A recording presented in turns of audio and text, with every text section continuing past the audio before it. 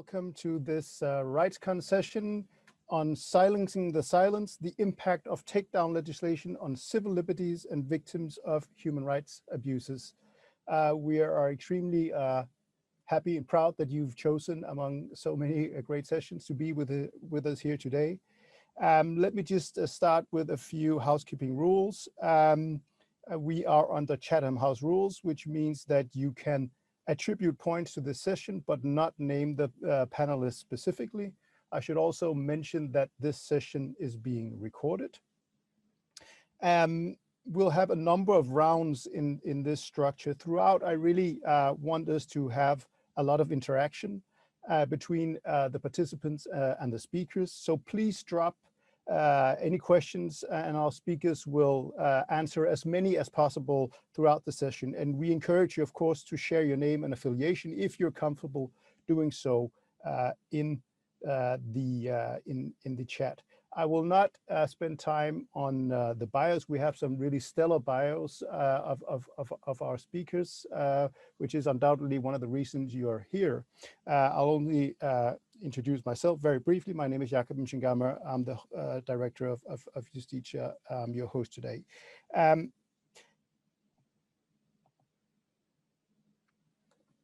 So the last 2 weeks have been quite eventful for Twitter in India for all the wrong reasons. The Delhi police under the Modi government entered Twitter's offices when it tagged a prominent post from BJP leaders as misinformation. And in Russia too, the Kremlin has increased pressure on tech platforms to remove content against the government. In Nigeria, the government has gone a step further and banned Twitter altogether. Now, these developments in quick succession of each other show that it's a crucial time for free speech worldwide when governments are using restrictive legislation to pressure tech companies to censor free speech.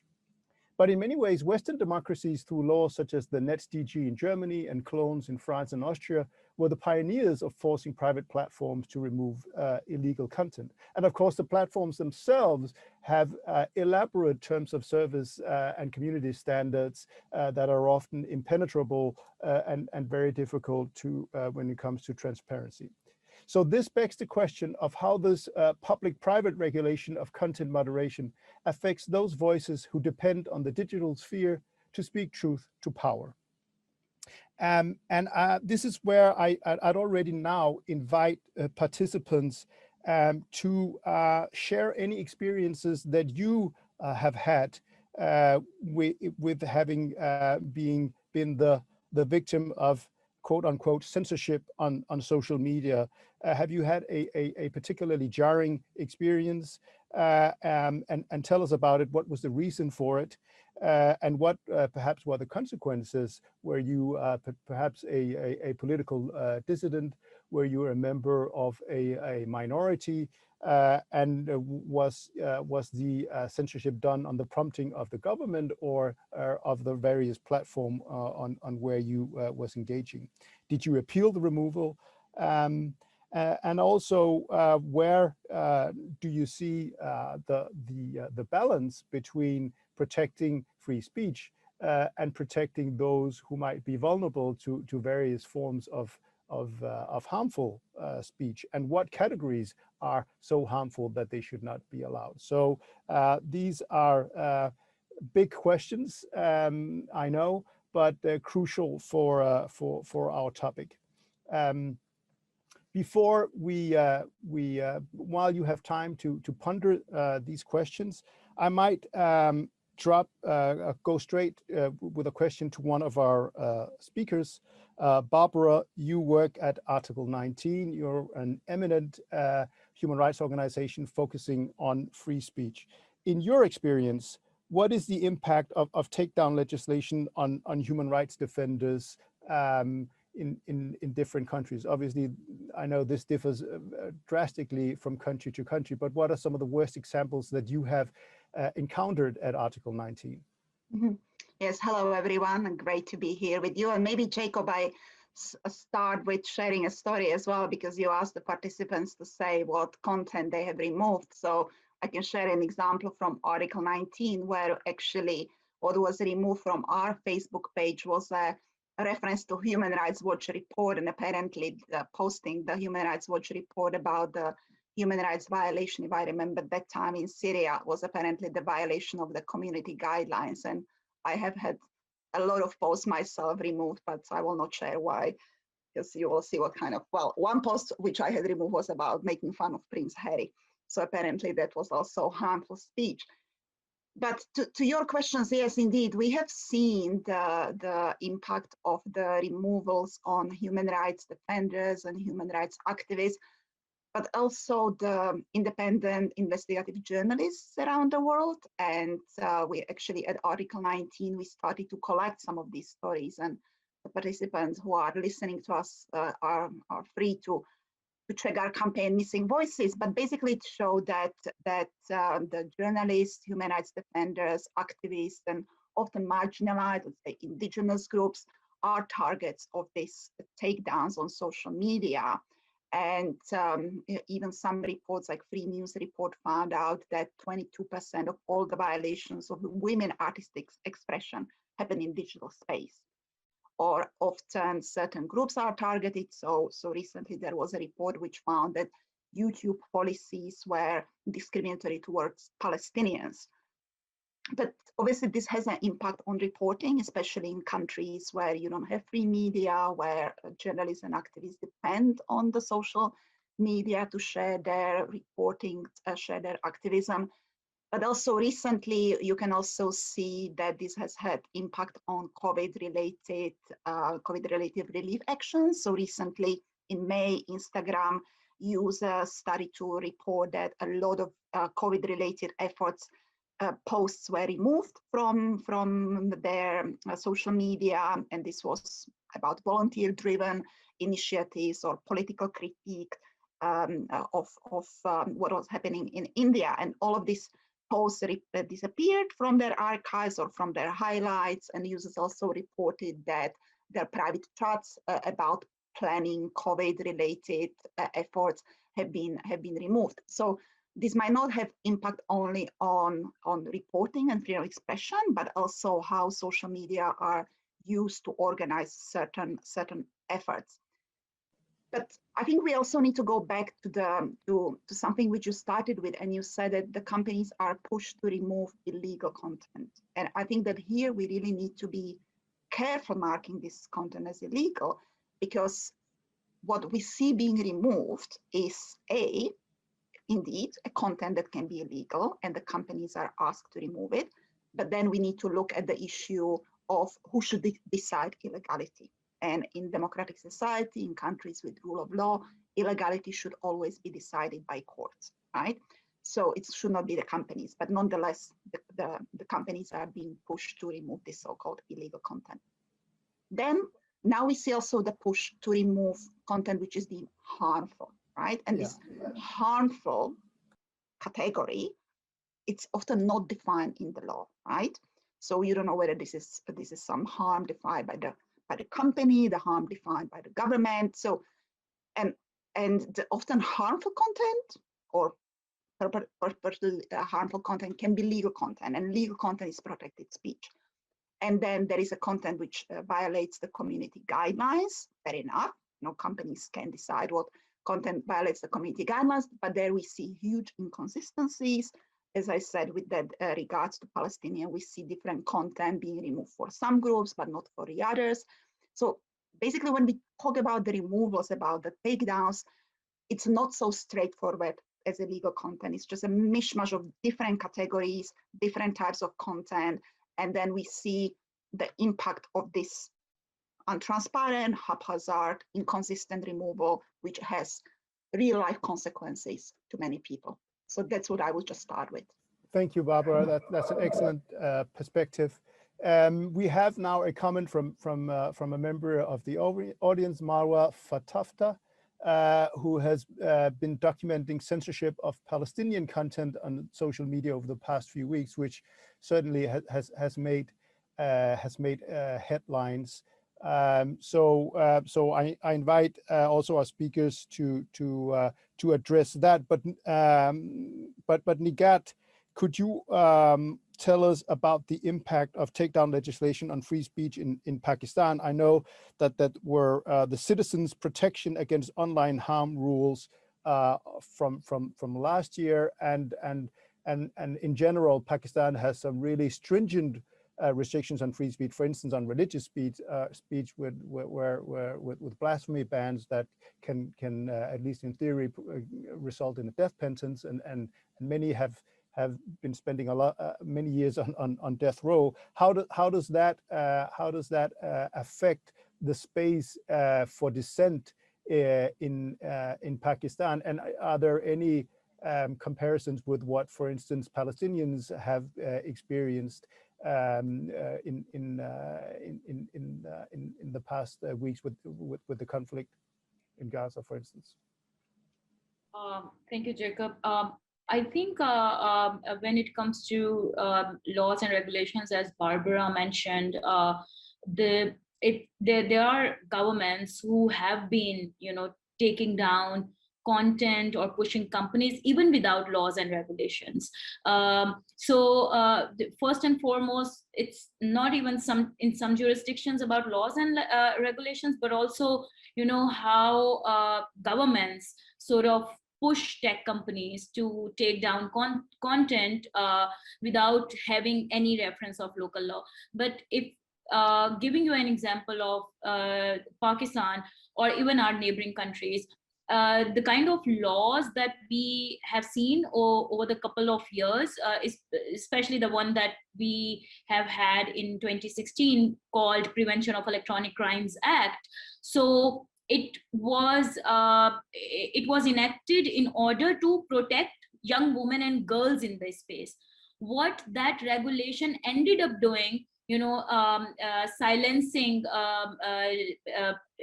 dissenting opinions in the online space, journalists, activists, human rights defenders, and religious minorities. And I think that's the chilling effect that we have been seeing in last couple of years in the country. But not just existing regulations and laws that we have. During COVID, I feel that some of the governments found this great opportunity and time to enact more regulations, and that's what we are seeing in Pakistan. So there is this online harms rules, the huge conversation going on, and while we were talking about designing this particular session, government came up with another proposal of regulating digital media in the online space. So you have existing laws that are really problematic, and then now they are proposed regulations to regulate digital media, citizen journalists, and with that definition, like anyone can be a citizen journalist, the kind of vague definitions and ambiguous definitions that they are putting into these laws and regulations, and also trying to regulate tech giants as well. So I feel there's a number of legislations and regulations that we are seeing emerging in this region. And then also, not just in Pakistan, we are seeing what is happening in India also. Not just the regulation, but also kind of attempts that the governments are doing in order to, sort of push tech giants that if you won't listen to us, then this is what we can do, like shutting down your offices, etc. Thank you. So I invite still all participants to please throw in your questions or comments so we can include them and get your perspective out there. I want to jump to Julien. At Justitia, our organization, we did a report earlier this year where we looked at, how long do certain European countries spend on prosecuting or determining whether someone should be prosecuted for hate speech, and it typically took some, I think, 700 days from the offensive speech until a court had delivered a result in first instance. But then at the same time, we have countries, including Germany, that require platforms to remove hate speech and other forms of illegal content within 24 hours or a week. So from your perspective, from a UNESCO perspective, where international human rights law is deeply relevant, do you see such legislation that requires removal in 24 hours or even 1 hour or even 1 hour when it comes to terrorist content, as the EU has recently adopted. Is that compatible with international human rights standards?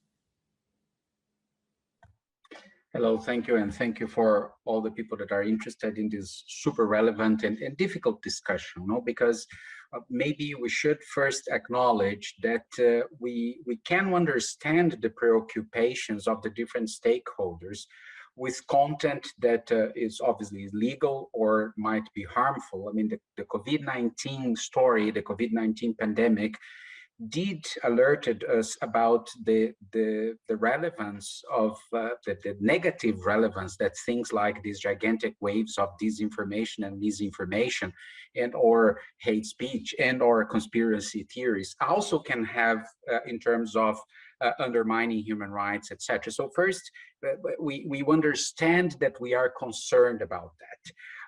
However, the problem is the solutions that some states are finding to tackle these kind of challenges might making their even worse human rights wise. So we need to also to be conscious of this, and that's why the international human rights law have offered throughout the history different tools and instruments and mechanisms so that we can, as you said in some point in your introduction, Jacob, balancing these different approaches, but in line with those international human rights instruments. So Barbara already mentioned when she was speaking about the need to respect the due process of law.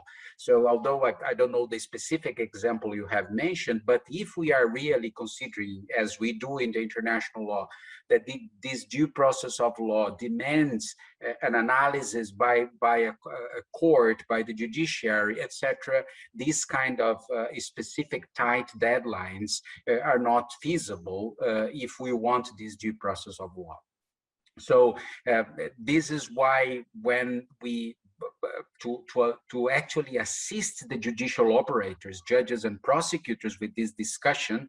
Last year, considering all this discussion on taking down contents and emergency laws regarding the pandemic that I think we will discuss later on, we have prepared actually guidelines for judges and prosecutors and saying, look, according to the international law, actually it's not an invention from our side. Your countries have ratified those treaties and those instruments. Those are the things that we think you, judges and prosecutors, should pay attention. So here it's also, we have a challenge to involve more these kind of stakeholders in our discussions. We need to talk more with judges, we need to talk more with prosecutors, and we need to engage them also in finding some of the solutions for those problems that are complex. And again, we, as Nihat was saying, sometimes those laws are made with very good intentions, but they become Trojan horses for adding actually persecution to legitimate speech, to political speech, to human rights speech. So UNESCO is very much concerned with that, and one of the things we are trying to do is actually to engage more the judicial operators in these discussions. Thank you, and you're absolutely right. We'll get back to the specific topic of COVID emergency laws, which is has been a huge topic, obviously. I want to jump now, since we're still waiting for more questions from participants. Once again, more than welcome to comment on the comments by our speakers, and also to provide your own perspectives when it comes to having had content removed, or your general perspective on the theme that we're discussing here. But Evelyn. So we have a number of international human rights conventions, for instance, the International Covenant on Civil and Political Rights, the ICCPR, which protects freedom of expression in Article 19. But if you look at the states parties that are ratified, that they are all states. So Facebook and Twitter and Google cannot ratify international human rights conventions. And strictly speaking, these conventions are for states and not private actors. But you have consistently argued that these platforms should adopt a human rights approach to content moderation, So how should that work when these private platforms are not even bound by international human rights law and can, in principle, set their own rules? Sure, I'm happy to answer that, and thank you for including me on this panel, and thanks to Access Now for another wonderful week of RightsCon. So really, it's really thanks to the UN Special Rapporteur on Freedom of Expression, David Kay, in 2018, who, tried to solve this dilemma by linking back to the UN Guiding Principles on Business and Human Rights, which are universally adopted at the UN and call on companies to respect international human rights in their operations to avoid infringing on those rights. And for social media companies, that means respecting, for example, Article 19, as you mentioned, and to not infringe on internationally protected freedom of expression. In detail, in particular, it means when they curate content on their platforms, they need to run what they're doing, particularly content removals or punishments for content, through a three-pronged test. So the first is the legality test, which means they need to make sure that their rules, their speech codes, are not unduly vague. They have to give notice to the users, and they need to give restrain the discretion of the company implementers. In addition, the special rapporteur has noted that it is very important as part of the legality prong to have civil society meaningful consultation on speech restrictions and to have some kind of review process for decisions. So all of that is very important for social media companies to keep in mind. And I would highlight, for example, in the hate speech context, that the special rapporteur has specifically highlighted that the hate speech codes of social media companies are extremely vague. But I'm also, as part of my research, putting together what the special rapporteur has said about country hate speech codes, and really the number of hate speech codes the special rapporteur found to violate vagueness standards is quite huge, and it goes across authoritarian and democratic regimes. So this is part one of the three-part test a social media company needs to examine when limiting speech. A second test that needs to think about is the legitimacy test. When it restricts speech, it should be doing it for a legitimate public interest objective, right? Such as protecting the rights of others or public order. Now, it needs to really assess why it's doing a speech restriction or punishment and not use those words about the rights of others or public order as a pretext to protect their bottom line decisions.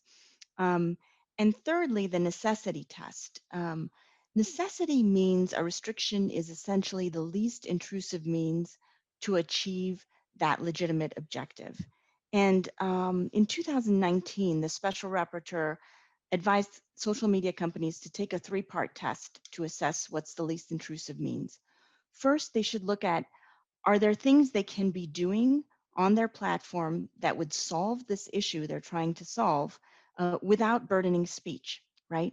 So here they need to be looking at design decisions. Are they amplifying potentially harmful speech and then claiming censorial powers over it?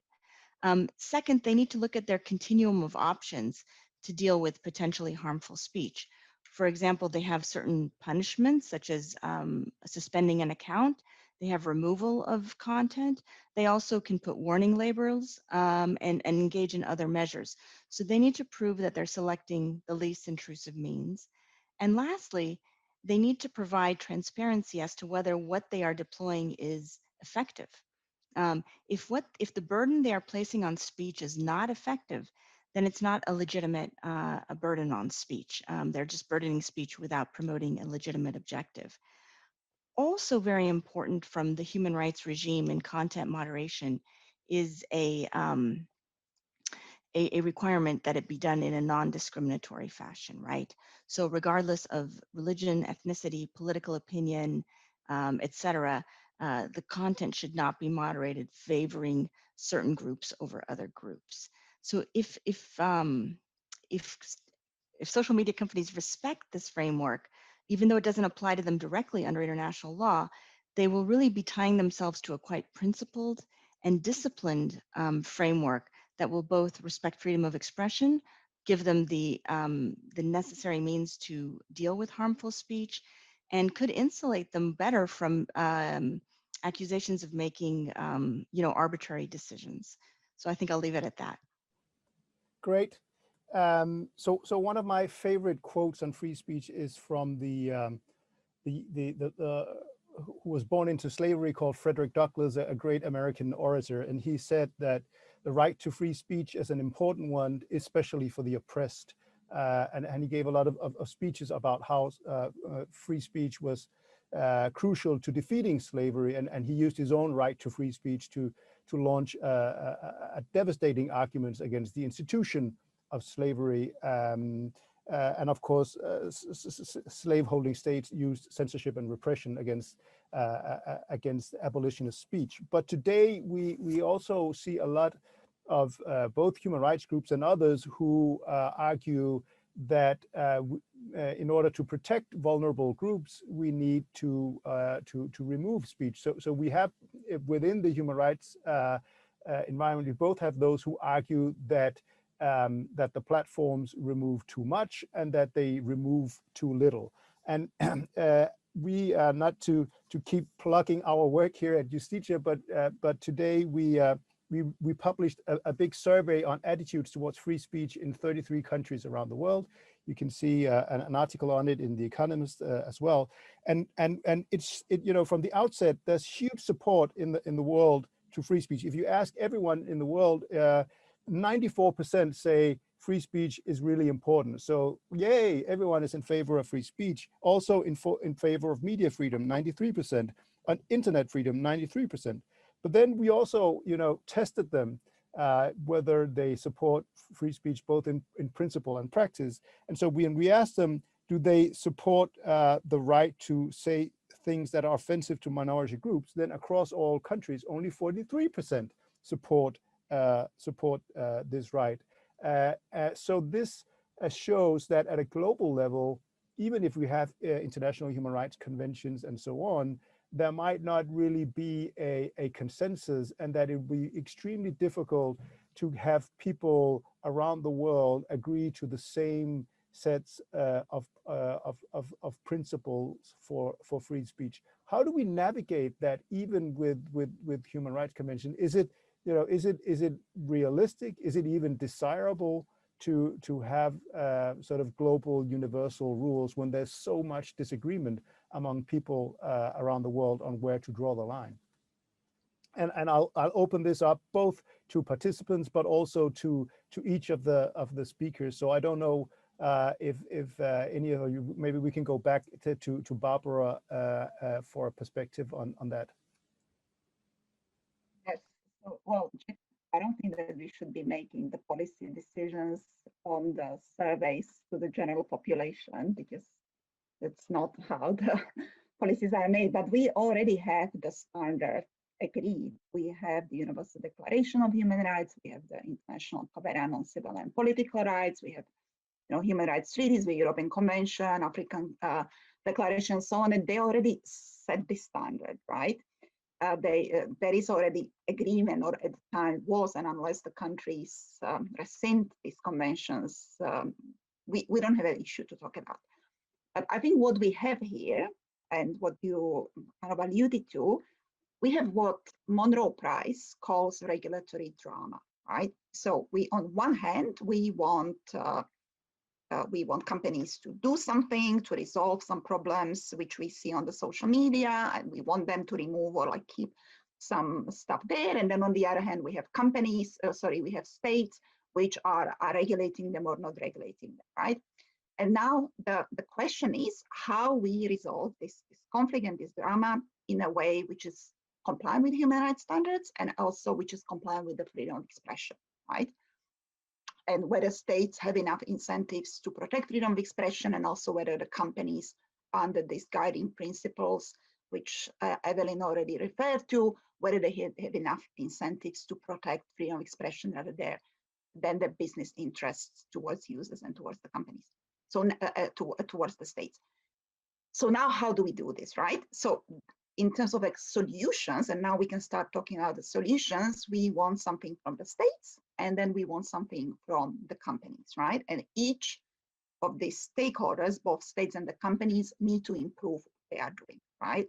And also the legislations which we are seeing, and new legislation, not just those examples we have already mentioned, but also proposals which are coming, are concerning from freedom of expression point of view, right? Because instead of scaling back on this private censorship delegation, we see increase. As I said in my opening remarks, we see new duties of coming, duty of care, not really linked to liability, all kinds of like a mess. And then another problem which we haven't also talked about, we speak about the companies, right? Or we talk about the social media platforms.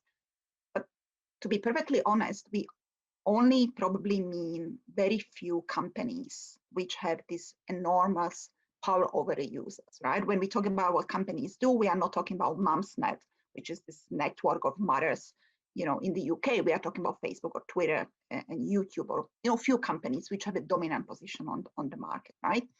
So when we talk about what they do, on one hand, we want the improvement of the content moderation policies and practices, but we also want an ecosystem which is conducive to innovation, which is conducive to pluralism and diversity, and does not entrench this existing business model of these few companies, right?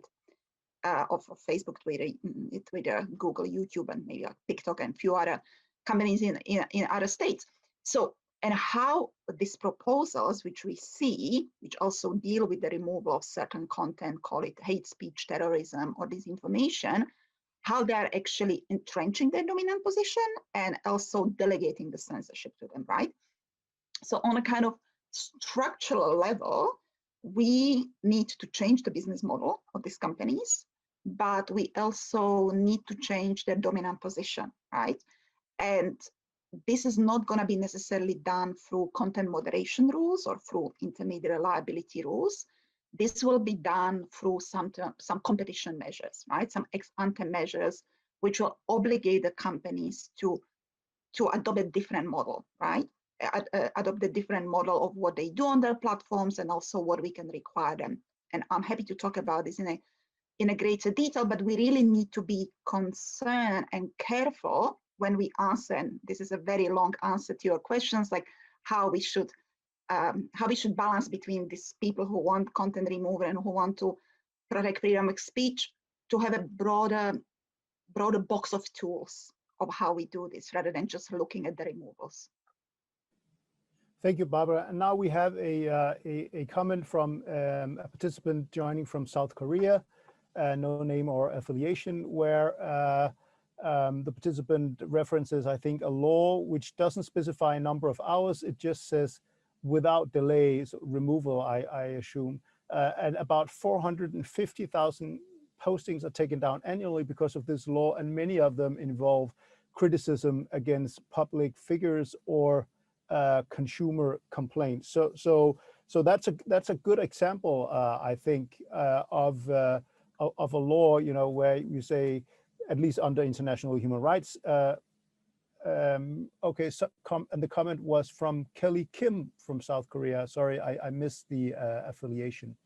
But under international human rights law, criticism against public figures requires a very, very substantial reasons to legitimately restrict. So if most of these postings involve criticism against public figures, it's reasonable to assume that many of those removals do not comply with international human rights standards.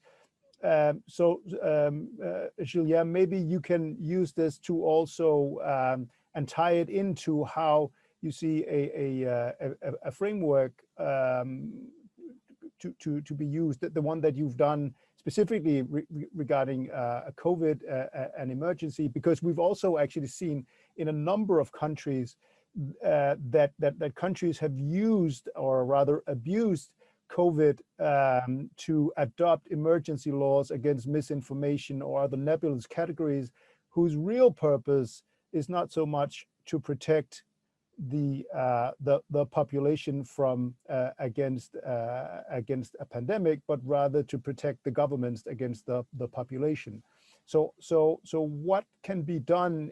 You've already alluded to it, but what's the right framework to ensure that a human rights approach to this is observed? Thank you. If you allow me, let me just make a quick comment regarding your previous question on the findings of your survey, etc. I think, and it's also pointing to some of the solutions on more the long term. One of the key challenges we have here is actually to empower the citizens to engage with this kind of discussions. So for many years, we have this approach related to media and information literacy, or educating the citizens for engaging with this discussion, very much concentrated in the more technical skills on how to access the internet or how to deal with a particular software or etc. But this kind of service shows to us that we need to go deeper in that and actually discuss with the citizens the complexity of this ecosystem and what are the values from freedom of expression and access to information to their lives. And when someone says that there is an issue regarding a minority, maybe they don't realize that in some aspects of their lives, they are a minority, and maybe tomorrow their particular issue will be targeting by this kind of restrictions. But it's not that they don't realize this because people are evil or because they want to censor. It's maybe because we are not providing enough space for this discussion about freedom of expression, access to information. So, for instance, when we are discussing safety of journalists, people think that discussing the protection of journalists is an issue that is individualized by that particular journalist that is being targeted or attacked. But they don't realize that actually freedom of expression is a right that has an individual component. This particular journalist is suffering from freedom of expression attacks, but that entire community that can face themselves without an extra voice for challenging the powerful, for challenging the government, will also be affected by this attack on these journalists. So freedom of expression is also a collective right. And we need to remember the three verbs in the declaration. It's seek, impart, and receive information. So in this moment of the COVID crisis, that we were in this absurd need for accurate and reliable information, therefore for access to information, many of those laws were actually trying to restrict the access to information, which makes no sense, even from the point of view of what it was needed to counter the massive waves of disinformation and misinformation. So we have here a challenge to qualify the demand in this debate to empower the citizens.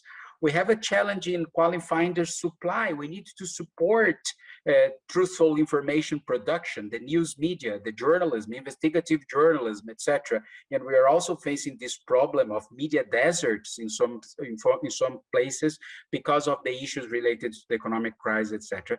But at the end, we also need to deal with the transmission chain, I mean, the internet space. So to conclude here, what UNESCO has been noticing in these last 2 years and reinforcing, we need, as I said in the beginning, engage more with the key stakeholders. So for instance, as we speak, we are offering with Oxford University a massive online course for judges and other judicial operators. Good news, more than 5,000 judges and judicial operators from 140 countries have enrolled in that course. So there is interest from the judicial community to go deeper in this kind of discussions on the international standards.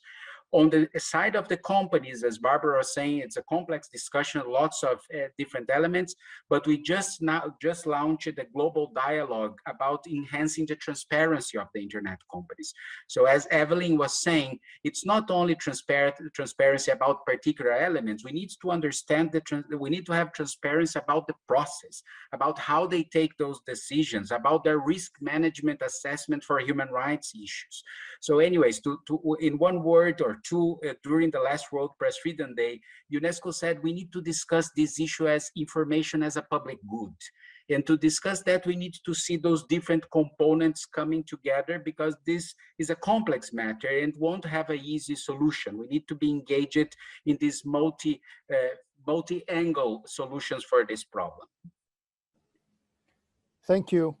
One of the innovations in terms of trying to find a model when it comes to content moderation is the oversight board established by Facebook, but ostensibly working as an independent entity to which users can appeal decisions. And we are so lucky that Nigad is a member of the oversight board. So Nigad, how do you see the oversight board? I mean, these are early days, obviously, and the Trump decision was obviously quite a bit of baptism of fire, which a lot of people had strong feelings about. But do you see that as a model that that also other companies should emulate? Or it'd be great to have your perspective on the potential and limits of the oversight board. Yeah, thanks, Jacob.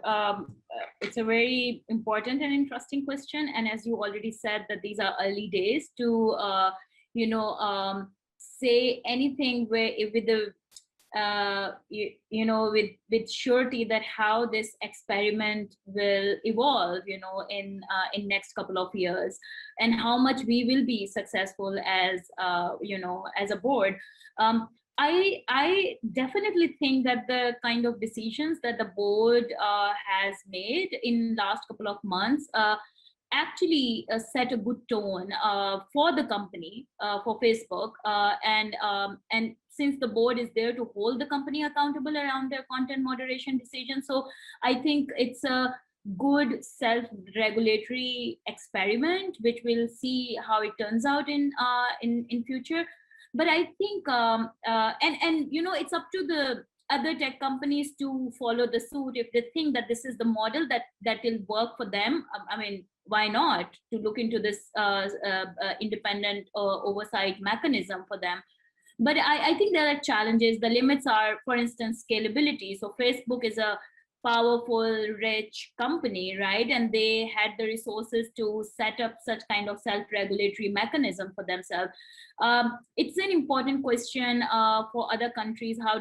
For other companies, how do they see such experiment? And if not exactly following the same model, what are the other self-regulatory models that they can follow, or the examples that they can follow? But I think it's a good experiment when it comes to self-regulation.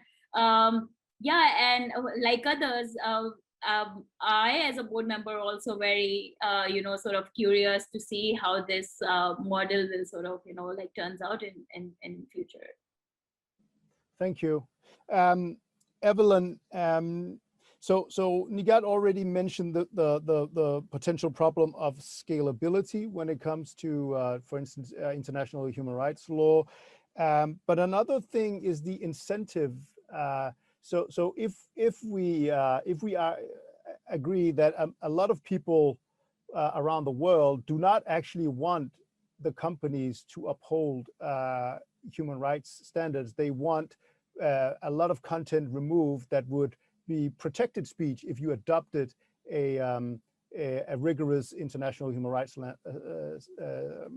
approach. So what are then the incentives for these private companies to implement and comply with human rights standards if their users don't want it, and if other stakeholders from governments even to advertisers want the limit to be somewhere else? Yeah, it's a great question. When you have members of the public who would like more restrictions on what is seen on social media, and governments pushing in that direction too, it does put a lot of pressure on the companies. And I think what they need to think about is the long term, right? If they stick to the human rights law framework, they have a long-term principled and disciplined framework on which to make decisions. If they cave to whatever the pressure is from advertisers or governments each time, it results in an unsustainable position for them. which they will not be able to emerge from without having their reputations undermined. And so that is what I think will give them the incentive, is just the long-term payout of having a principled mast that they're tied to, and they're transparent about it, and they stick with it, and that over the long term, that will benefit them. I also agree with Guillermo, who was discussing the need for outreach to members of the public as well. I think if you ask, it depends how you ask members of the public, but if you ask them, would you want powerful companies to impose vague rules on you? I think they'll say no. And if you say, would you like powerful companies to use a sledgehammer to curate your speech rather than tweezers? I think they'll say they prefer the tweezer, right? So there is an enormous need for public outreach and discourse to have that longer term discussion, both with members of the public and with companies, about the benefits of the human rights regime as a way forward.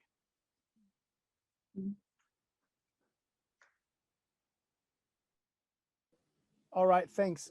So I'd like to also go back to something with Barbara about, you know, whether we should be talking laws and regulation, or whether, you know, we need to look at structure and architecture. But let me throw something out there instead. So if there are these deep disagreements, could a potential model or solution or part of the solution be to provide the users more control over the content that they receive, for instance, but by letting users, NGOs and others create filters rather than having centralized content moderation, which inevitably will end up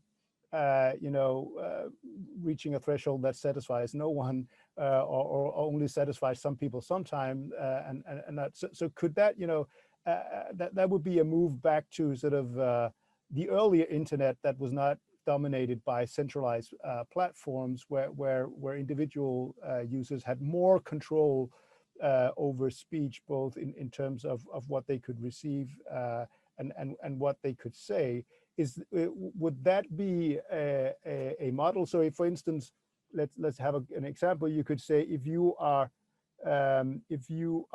deeply worried about misogynist speech, but that includes maybe misogynist speech that does not reach the threshold of where it could legitimately be removed under international human rights law, you could develop a filter, or a women's rights organization could develop a filter where you said, okay, this filters out a lot of the misogynist content, so I can sort of set my own limits. Or if you are worried about anti-Semitism, you could remove content that you find violate your limits, but that would not reach the threshold of hate speech under Article 20 of the ICCPR, for instance. So Barbara, could that be a model? Or you also mentioned competition law and other initiatives. What should we look at the more structural level? Yeah, so it's exactly something which Article 19 is actually proposing. We do not call it filters because we don't want filters, but basically to open the content moderation on the platforms to more competition, right? So at the moment, all these services come together as a bundle. So if Facebook is providing you service, you can post, or you can use their platform, and they do the content moderation and content curation, and they offer these services together. So our proposal is to unbundle these services, right? And other companies and other entities, it can be NGO, or it can be some sort of non-for-profit, or it can be some social purpose companies, or even some public service content moderator, who you can then choose as a user to do the content moderation for you, right? And then you can decide that, for example, you don't mind to see certain content, or if you are a journalist and you are being harassed, you don't want to see this content, and so on.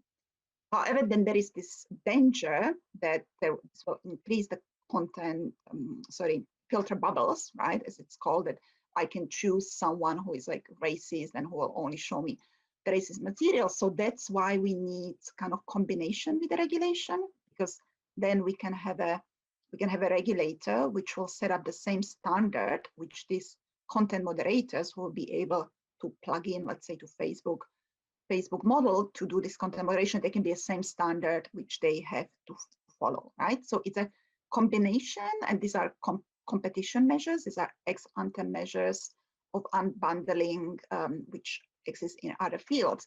But this will basically improve the experience of the users, but it will also open this market to competition and would remove this dominant position of the companies. But another tool is also interoperability, right? So at the moment, if you don't like the service which Facebook or Twitter or Gmail, not Gmail, YouTube is providing you, you only have two options. You either stick to them or you need to move, but then unless all your friends and all your contacts move, you lose this contact, right? So if we have interoperability, you would be able to have a different system where you would not lose this contact, right? So there have been some proposals how to do this on the social media. So there's like a proposal now, which one of the actually members of the European Parliament, Kolea from Pirates, said that this could be a same system as Mastodon, right? For those online who are familiar with this. So we basically need to really think, because at the moment when the companies are being pushed by the states to these solutions, they only think about how to make them to remove content, right? How to remove this certain content which the companies call, which the states call illegal or harmful and so on, and remove it quickly, rather than thinking of these other measures, non-content removal related measures, which can be also introduced to the similar end result, and also to actually a better end result of not having this dominant control of few companies over the huge content. So this is probably going to something which you call filters. I wouldn't call it filters. I would call it how we do the content moderation and content curation through other entities, but also how to have more diversity online, right? How to have a diverse and more pluralistic content, which also should be an end goal of any regulatory policy which we have online. So that's what would be my suggestion. And by the way, this is not some crazy idea by NGO. If you follow Jack Dorsey, a couple of months ago, he came with this idea that Twitter was developing, calling Blue Sky system. So this was a decentralized system which Twitter was apparently working on. So this is going the similar direction of what Article 19 has been talking about for quite some time. So we don't have much details about this project, and Twitter hasn't yet released it. But from what they said so far publicly, and what Jack Dorsey said in his blog post, is going this direction. So I think I would encourage all the states to think outside of the box of just being obsessed about removals, about content moderation or illegal content, and look at other measures at our disposals, which will be friendly to freedom of expression and protective of freedom of expression, which they are obliged to respect under international human rights standards.